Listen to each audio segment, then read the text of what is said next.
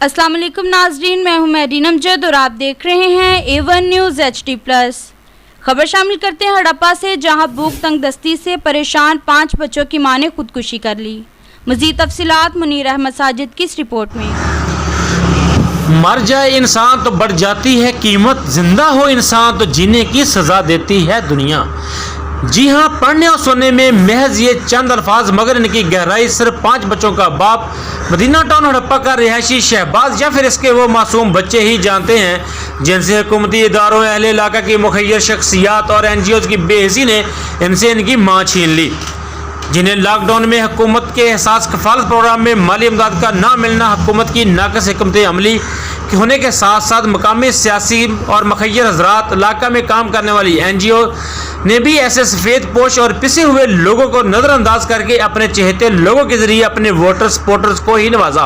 अगर ऐसा नहीं हुआ तो ट्रकों, रिक्शों, ट्रैक्टर ट्रालियों पर राशन लोड करके नकदी पैसे घर घर जाकर देने वालों को शहबाज का वो घर क्यों नजर ना आया जहां इसके बच्चे फाका कशी की ज़िंदगी गुजार रहे थे।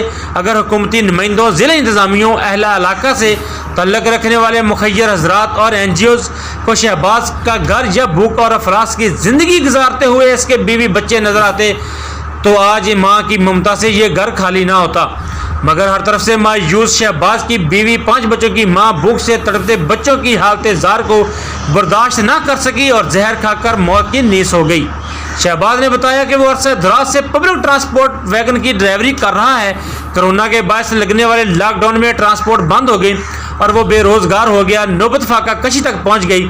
किसी के आगे हाथ फैलाकर मांगने की इसका ज़मीर इसे इजाज़त नहीं दे रहा था, तो दूसरी तरफ हुकूमत की अमदादी पैसों की उम्मीद थी, जो बार बार मैसेज करने पर एक ही जवाब मिलता, अभी जांच पड़ताल जारी है।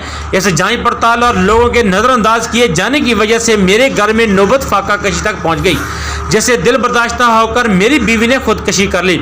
मासूम बच्चों की नम आंखें हुकूमती इदारों और इन मुखय्यर हजरात, NGOs और जो गरीब को 1000 रुपये देते वक्त फ़ोटो बनवाकर इस ज़रूरतमंद की इज़्ज़त नफ्स मजरूह करके अपनी अमदादी सरगर्मियों और सखावत की तशहीर करके फ़ख्र महसूस करते हैं। कोई मरे जज ये इन्हें कोई फ़र्क नहीं पड़ता, क्योंकि इन लोगों का दुनिया में आने का मकसद सिर्फ पैसा और शोहरत है। वो लोग और हुक्मरान और थे जिनकी सोच ये थी कि अगर इनके दौरे इक़्तिदार में दरिया किनारे कुत्ते का बच्चा भूख से मर गया तो जवाबदेह मौजूदा हुक्मरान होगा, और अगर किसी का हमसाया भूखा सो गया तो हमसाए को जवाब देना होगा। मगर यहाँ तो भूख ने किसी का घर ही उजाड़ दिया। हुक्मरानों, मुखय्यर हजरात, NGOs हमसायों समेत किसी के कानों जूं तक न रहेगी। इसका हिसाब कौन देगा? ज़िम्मेदारों का तयन कौन करेगा? शायद दूसरों के साथ साथ मकामी मीडिया नुमाइंदगान भी इतने ही ज़िम्मेदार हैं जितने के दूसरे लोग।